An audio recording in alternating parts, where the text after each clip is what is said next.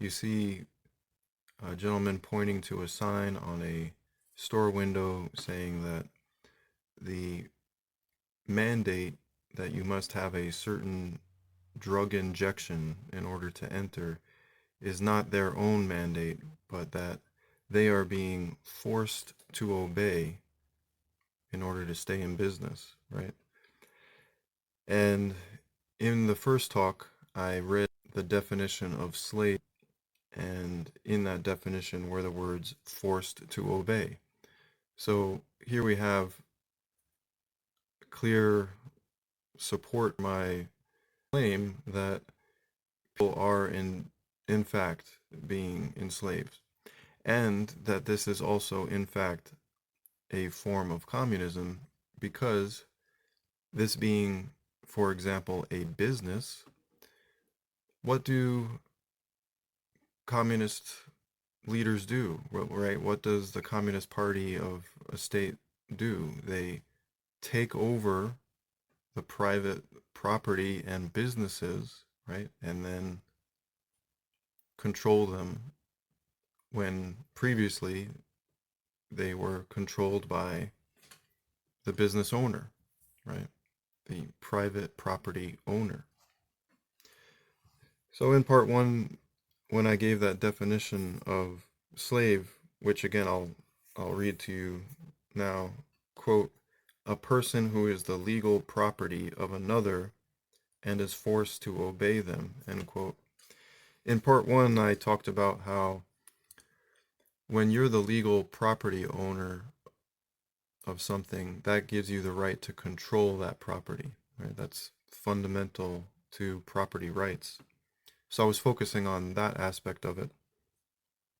But another aspect of it, which strengthens my case even further, is that legal property, right? The term legal there is referring to state law, right?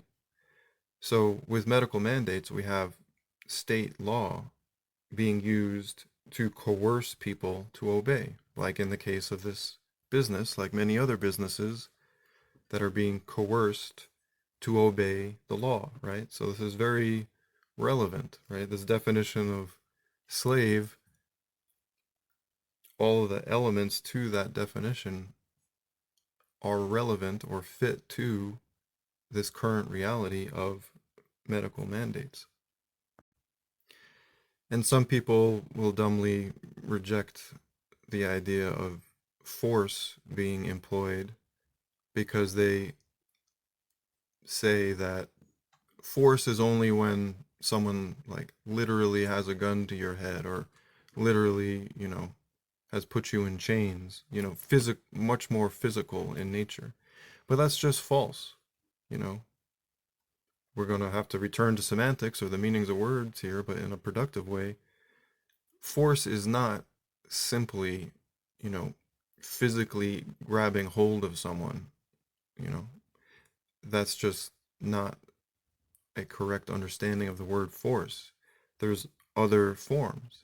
And coercion is definitely a form of force, right? Like if you say to someone, well, if you don't do this, I'm going to burn down your house, right? The person hasn't actually physically done anything, right? They haven't actually burned down the person's house or physically touched the other person.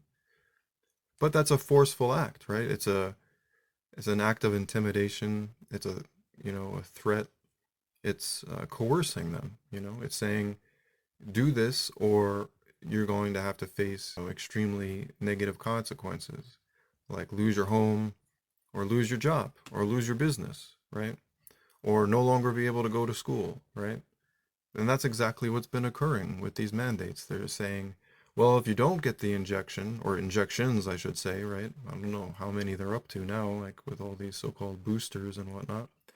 If you don't get all these injections and continue to get more, until the end of time, just be a basically, pincushion for the big pharma state, and which, by the way, has zero liability for any injury or death that may occur.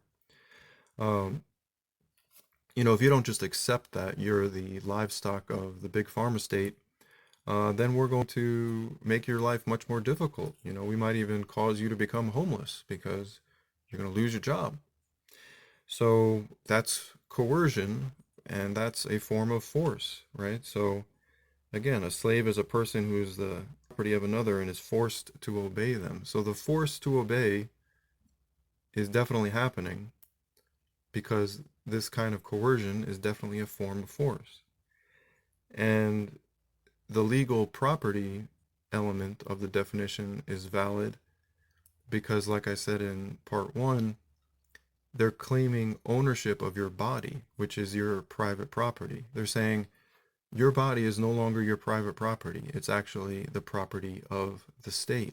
We get to control it now, in the name of safety, of course, right? In the name of caretaking, right? They're just these saints, doing God's will. Of course, I'm being extremely sarcastic when I say that. They're doing the complete opposite, in my opinion. Complete opposite of God's will. And they're not doing anything loving whatsoever. They're being abusive, right? This is not caretaking, this is abuse. Abuse is actually the opposite of loving action. And this is the key thing that people need to get. And if you could get this, it would simplify matters greatly. You would be able to see through the deception. You'd be able to see through the false morality. What is the mass media constantly pushing? They're pushing numbers of supposed cases, or I should say supposed numbers of supposed cases, right? Reported numbers of reported cases, right? They define, when a case or illness or death is, due to what they say it's due to, and they never say that injuries or deaths are due to the so-called treatment that they're pushing on people, right? So you have to keep that in mind, that these numbers are highly questionable, right, at best.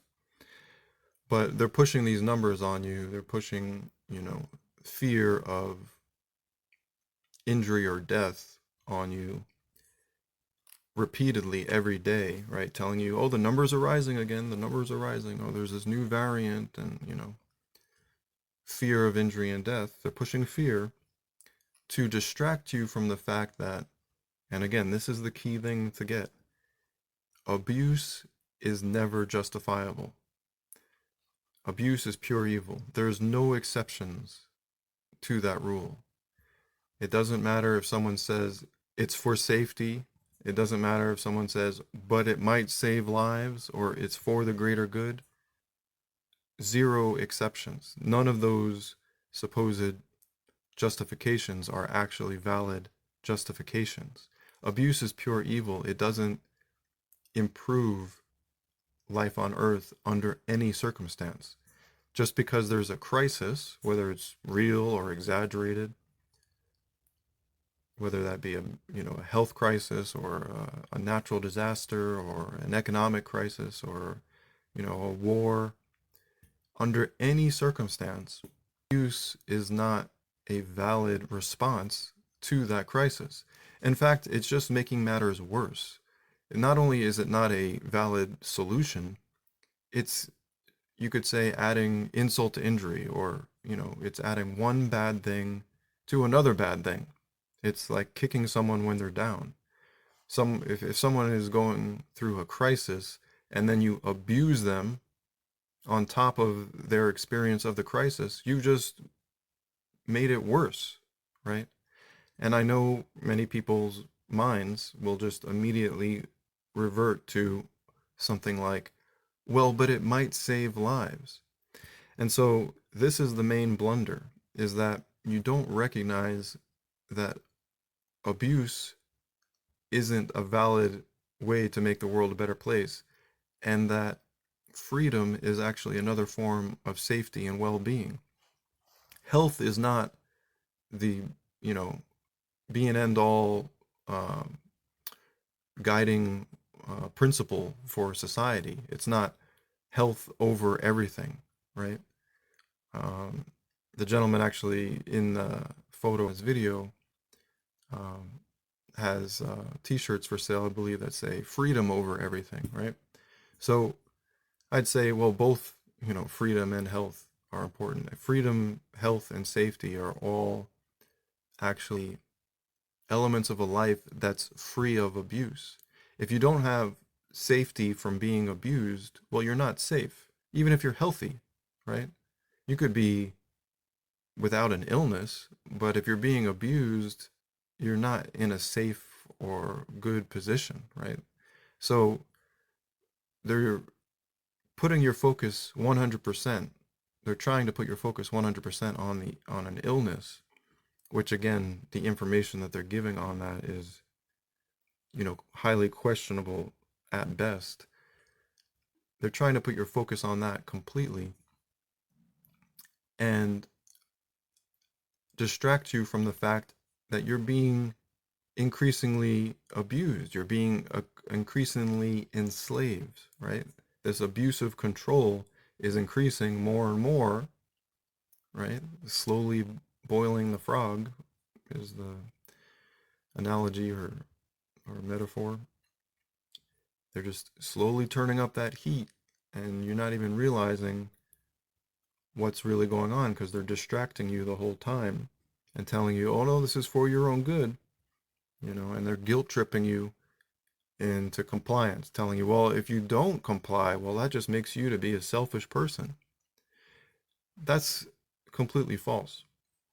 Rejecting abuse is in no way selfish. It's an act of self-love, right? And if you're doing it for others as well, if you're speaking out for your children and for your community, that's an act of love. That's not selfish, right?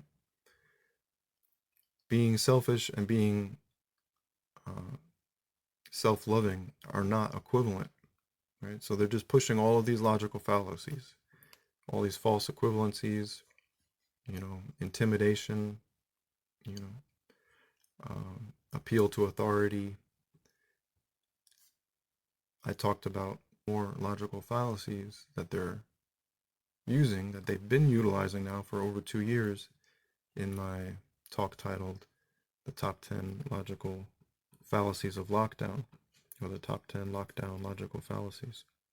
So, again, returning to the image and, the reality of what's actually occurring, which is the state taking control of your body and taking control of businesses, right? So again, that is what communism really is. They can tell you, oh no, it's actually public ownership.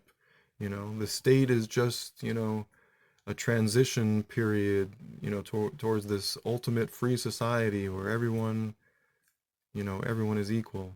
But, the reality, historically and presently, is that communism is state control of what was previously privately controlled, and privately controlled private property. And the most fundamental form of private property is your own body. So they went straight actually ahead to the most fundamental form of private property, which is your own body. They went so far ahead, they caught people, you could say blindsided people, to not even recognize it as communism necessarily at first, because we think of communism strictly as, or usually just as, state control of private businesses. So they jumped over the private business and went straight to your body, which is an even more abusive form of control, which is, it's actually a higher or more extreme level of communism. And now they're working their way back to fill in the lesser forms, which include control of businesses. So it's actually, this is like complete communism, which is what is occurring. It's a comprehensive communism, controlling the private property of your business, of local businesses, and then even your own body, by saying we get to control what goes in your body, we get to control what goes on your body. This is pure abuse, which is pure evil. And again, I hope you can really, grasp this point. I believe that this is probably what causes the most cognitive dissonance. It's like the point that might go in one ear and out the other the most, but it's really the most important point to get, which is that abuse is not justifiable in any scenario. It doesn't become ethically valid because there's a crisis. And the way to make this clear to yourself, if it's still not 100% clear, or if you're holding to some kind of moral relativism where you think, well, I think, sometimes we got to exercise this tough love or something like that, which is also what's being called now like soft-totalitarianism.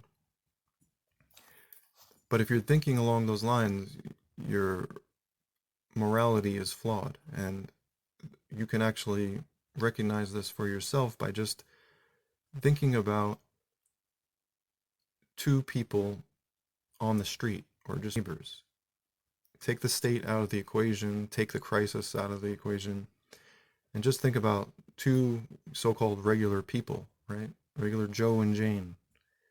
And imagine that Joe says to Jane, or Jane says to Joe, whichever, that, hey, I have this new wonder drug, and I believe it'll prevent you from ever getting the flu again, and prevent you from ever getting sick again. It's just a wonder drug of all wonder drugs, and I want you to take it because that would be the right thing to do for society, right? You would be not only protecting yourself, but you'd be protecting others, especially the most vulnerable, right? I mean, maybe you look pretty fit, but don't forget that there's people not as healthy as you are, or that have health conditions, or just they're elderly, or, in some compromised situation. And don't forget that, just because you might not get really sick from something, if you pass it on to someone else, they might get really sick or even die from it. So, don't be selfish and take this wonder drug because that's the right thing to do. Now, if it was just some stranger on the street telling you that, you would say, I think it's likely, you or most people would say, well, thanks for the suggestion on this drug, but I'm going to need to look into that more myself before I just inject it into myself and my children. I'm not just going to trust that, first of all, you're telling me the truth. I'm going to give you the benefit of the doubt that you believe what you're saying, but even if you do believe what you're saying, you could be incorrect. I'm not going to just take the risk of injecting something into my body or bodies of my children without verifying that it's safe. Like what are the ingredients in this wonder drug? And then she or he might tell you, well, it actually in part comes from aborted babies, and in part contains things like mercury and aluminum, right? Toxic metals, and yeah, so it might actually cause you harm, and it might actually have you unknowingly participate in what could be called a global satanic ritual. It's horrible what's occurring. So this idea that we just need to trust politicians and big pharma with our bodies and the bodies of our children is just ridiculous. Like there's no good reason to assume that they are perfectly trustworthy and perfectly correct. I mean, historically speaking and current events, I mean, there's just all kinds of evidence that they are either repeatedly mistaken or repeatedly lying or both, right? The information that they give repeatedly turns out to be false, or they end up repeatedly contradicting themselves. And, that just fits history of people that are seeking greater power over others tend not to be trustworthy, right? This is not like a out there conspiracy theory. It's just, sober observation of human society and human history.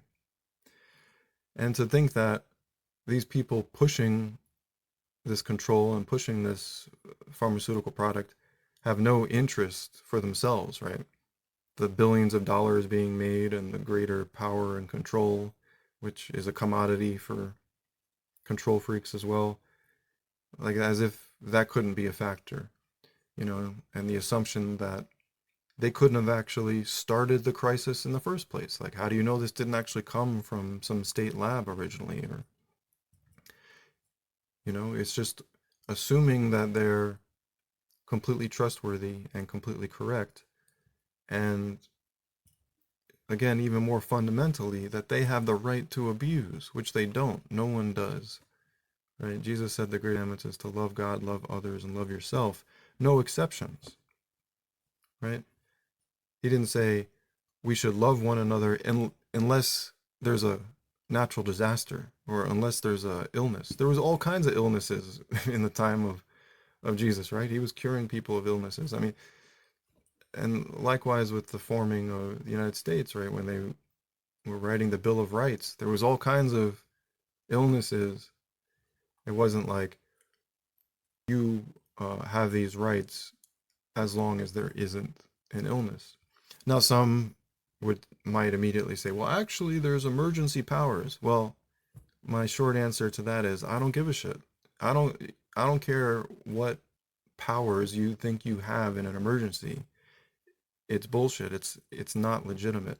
You don't have the right to abuse someone just because you say emergency, right? Just because I say, oh, there's an emergency, that doesn't give me a right to abuse someone on the street or abuse my next door neighbor. And while I'm abusing them, say, oh, but it's an emergency. It's an emergency. I have emergency powers, right? That would just be ridiculous, right? That wouldn't be considered legitimate. It would still be considered criminal. Well, it's the same for anybody, any other human. Just because they have a title of governor or whatever, it doesn't change the scenario. They're still just another person abusing others in the name of safety, right? It's totally illegitimate. So preemptive attack is never legitimate. Preemptive attack being this idea that you can attack someone first in the name of safety or, in the name of preventing some harm from occurring. You can't commit actual real harm in the here and now to supposedly prevent possible future harm, right? It's real violence being committed in the name of hypothetical violence. And you can say, oh, well, it's not really hypothetical because, we need to do something to slow the spread. Again, if you want to combat an illness, that's great. But do so in a non-abusive manner, right? Promote nutrition, promote supporting the immune system, or whatever natural medicines or even non-natural medicines, if you think those are good, go ahead and promote those. But recognize that other people are not your property. You don't get to make the medical choice for them. They're not your livestock. They're not your slaves. They're not your property, right? So you cannot force them to obey you, right? Slavery is evil, period. It's not slavery is okay if there's a crisis, right? That's the basic understanding that most people apparently don't have. They're so deceived by moral relativism and deceived by all the logical fallacies and propaganda being pushed. All the propaganda is actually backed by logical fallacies, that they think there's exceptions to the rule against abuse, that they think there's exceptions to the rule against slavery, or they think that this isn't actually abuse or slavery. But as I've explained, it is actually abuse. It is actually a form of slavery. And it's also a form of communism. And it's actually also a form of fascism, right? Because fascism is defined as the merger of corporate and state power. Well, that's exactly what's occurring, right? We have big pharma and the state merging as one. It's the big pharma state, right? It's politicians and pharmaceutical corporations pushing their will upon you, right? For their own profit and power, right? They might tell you, oh, we're just doing this for the greater good, but they're definitely gaining lots of profit and lots of power from it. So to think that those gains are irrelevant is extremely naive. But again, the main point to take away here is that abuse is never justifiable under any scenario. You can call that a moral absolutist view, but it's the correct ethical view. And if you can grasp that, then whenever they're pushing fear on the television, talking about case numbers, you can say to yourself, well, these numbers may or may not be true, but whatever the numbers are, they don't have the right to abuse me and my family. So if they're pushing these numbers in the context of medical mandates as a smokescreen for a communist takeover, basically, then I'm not going to trust them or even listen to them. I'm going to turn off the news because they're just pushing this information to support something which is actually unjustifiable. They're pushing these numbers, they're pushing fear to try and justify something that is actually never justifiable, right? The medical mandates being a form of slavery, and slavery is never justifiable. You know, think about it in those simple terms because it really is that simple. If there's a hurricane coming, do I have the right to become the slave owner of, people in my neighborhood? No.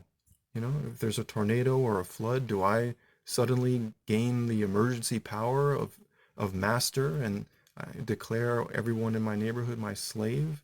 No, right? Wouldn't most people agree with that?